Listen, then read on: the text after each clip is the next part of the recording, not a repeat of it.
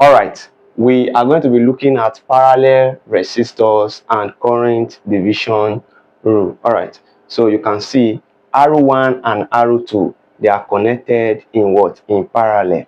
All right, so this resistor connected in parallel. All right, and anytime we have resistors connected in parallel, they will always have the same voltage but different current drop. All right, so and we are also going to be doing some analysis here. So for us to get started, we are going to be applying Kirchhoff current law to this node here. As you can see, that this is our voltage source. From our voltage source, we have a current I that is coming in here, and this current I is the same thing as the current I. When you get to this node, it split. So this one is going to be I1. This one is going to be what? I2. The same I2 is going to enter resistor R2, right? All right. So if we apply Kirchhoff current law,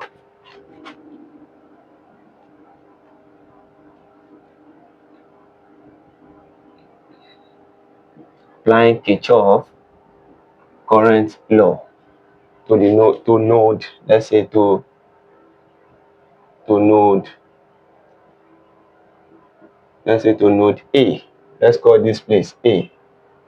All right. So we know Kirchhoff current law, the sum of current entering a node will be equal to the summation of currents leaving the node. All right, so you can see I1 and I2, they are leaving this node. It is I1 that is it is this I that is entering. So it shows that I will be equals to what? I1 plus what? Plus I2, right? All right, and you are going to recall from Ohm's law that from Ohm's law, V is equals to what? IR. All right. So if we want to note the total current that is entering this circuit, we are going, which is I here. So let's make I the subject here. We are going to have our I. Our I will be equals to V all over what? All over R. All right, so this is also applied to I1 and I2.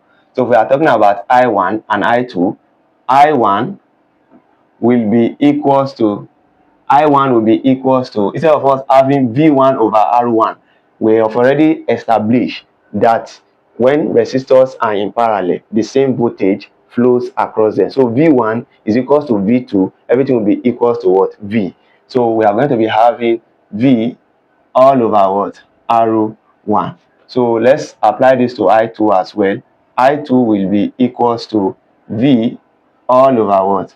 All over R2. So if we substitute these equations in this equation that we have here, I is V over R. So it shows that V all over R will be equals to what?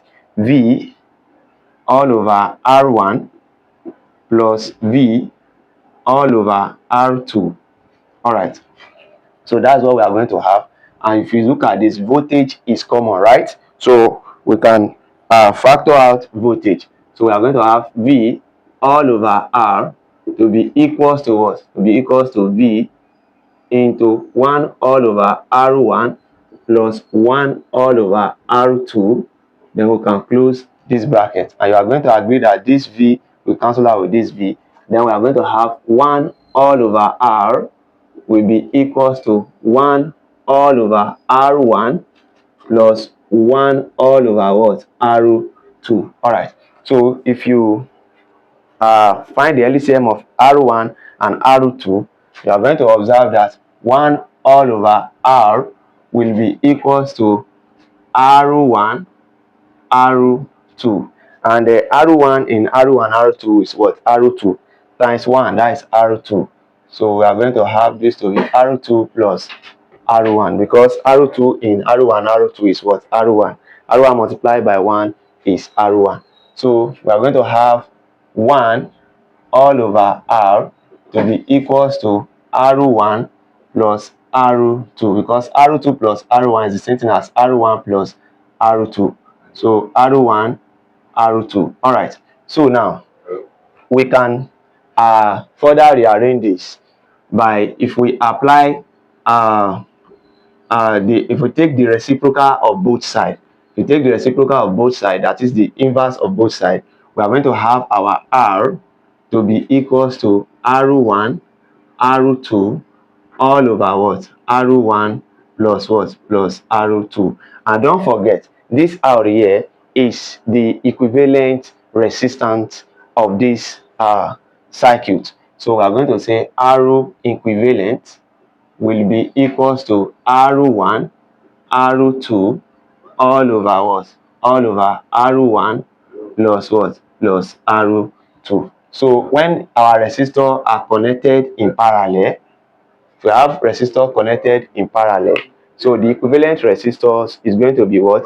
R1 R2 all over what? R1 plus R2. If we have three resistors too, do you understand? We have three resistors too, so you just follow the process. We are going to have 1 all over R to be equals to 1 all over R1 plus 1 all over R2 plus 1 all over what? R3. Then you can do your math, the LCM R1 R2 R3, exactly. Then you solve that. All right, so this is the equivalent resistors in parallel. That is what we are going to have.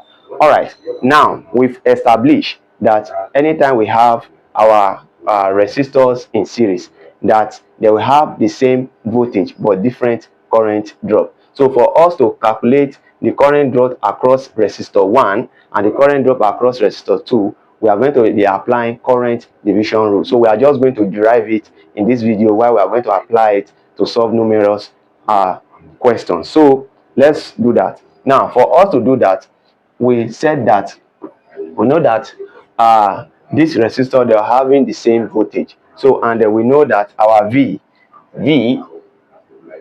is equals to what? IR. All right, so we are referring to the total voltage in this circuit. So if we are referring to the total voltage, we're also going to be referring to the what? The total what? The total resistance, that is the equivalent resistance. So if we substitute that here, we are going to have the total voltage to be equals to what? To be equals to I into R1 R2 all over what? R1 plus what? Plus R2. All right, so let's call this equation number. Do we have any equation before? No. Let's call this one equation number 1. All right, so let's clean this part.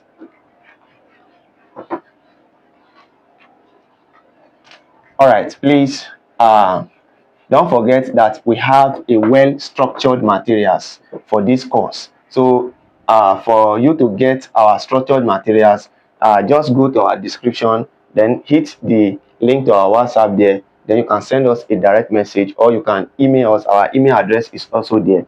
You can send us a message and request and order for your material. The material is written by us, and you know anything written by us is top notch, so you will love it. All right, so let's move on.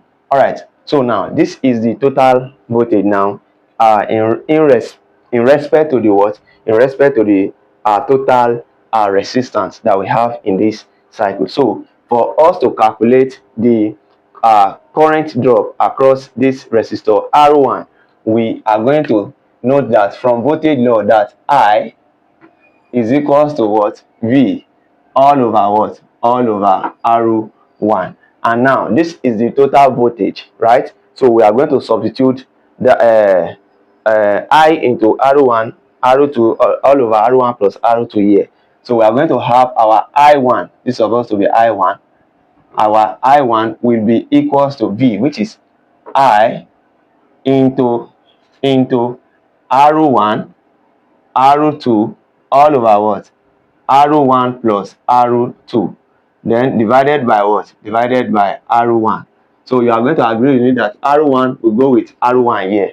Then we are going to be left with I1 to be equals to I into R2 all over what? R1 plus R2. So you can close it. So you can leave it like this, or you can also rewrite it as I1 all over I will be equals to R2 all over R1 plus R2. 2. So it's either you leave it like this or you leave it like this. All right, so this is the formula for current drop across across resistor R1. That is, I1 will be equals to R2 all over R1 plus R2, then multiplied by the total current entry. All right, so let me rewrite this in a well arranged manner.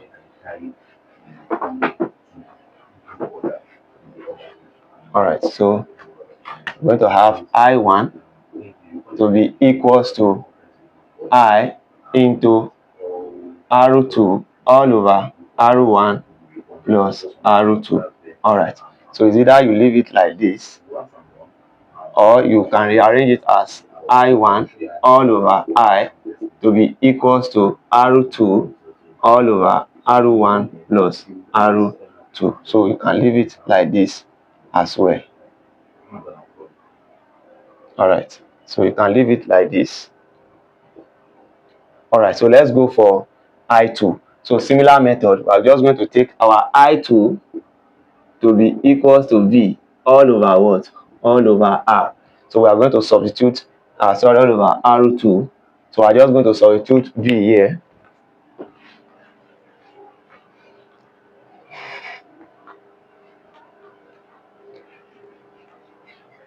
All right.